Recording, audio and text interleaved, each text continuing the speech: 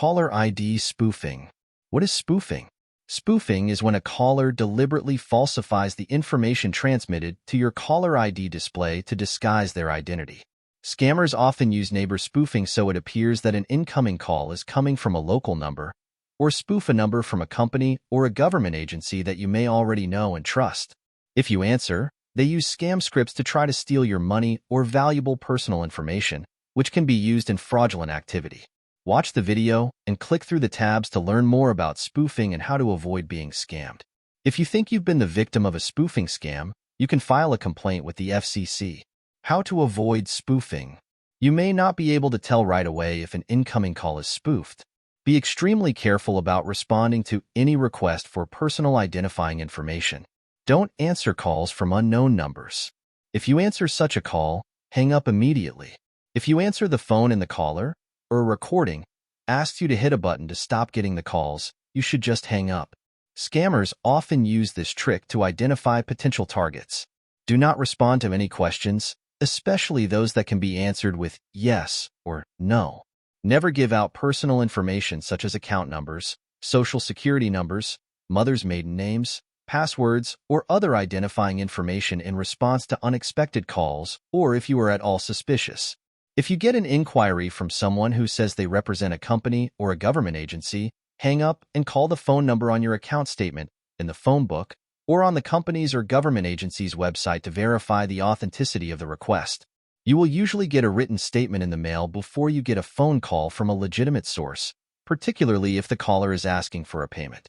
Use caution if you are being pressured for information immediately. If you have a voicemail account with your phone service, be sure to set a password for it. Some voicemail services are preset to allow access if you call in from your own phone number. A hacker could spoof your home phone number and gain access to your voicemail if you do not set a password.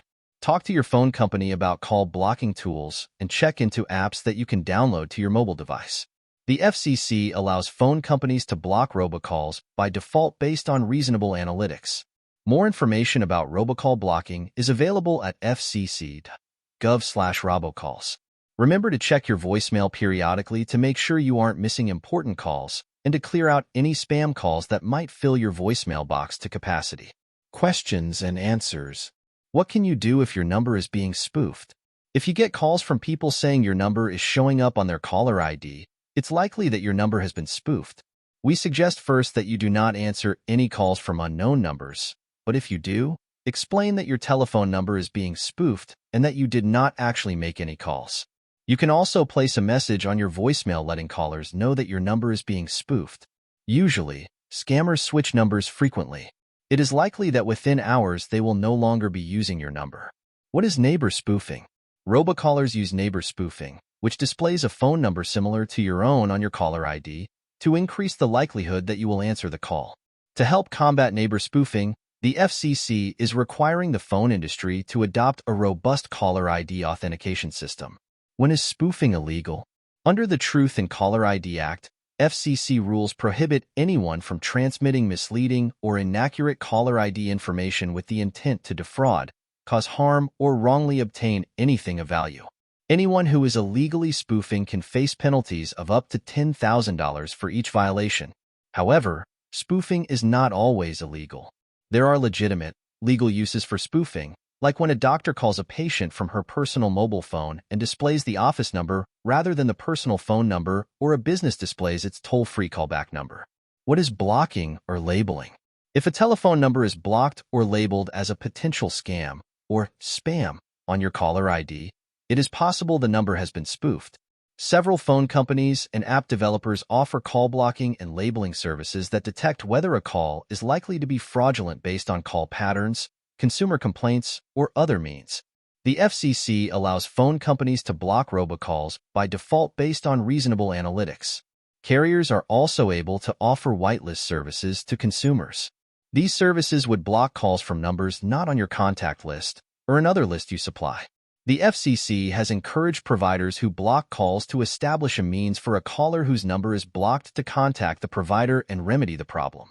Providers are also encouraged to give consumers information on specific calls being blocked, along with a way for consumers to let them know if a number has been blocked incorrectly.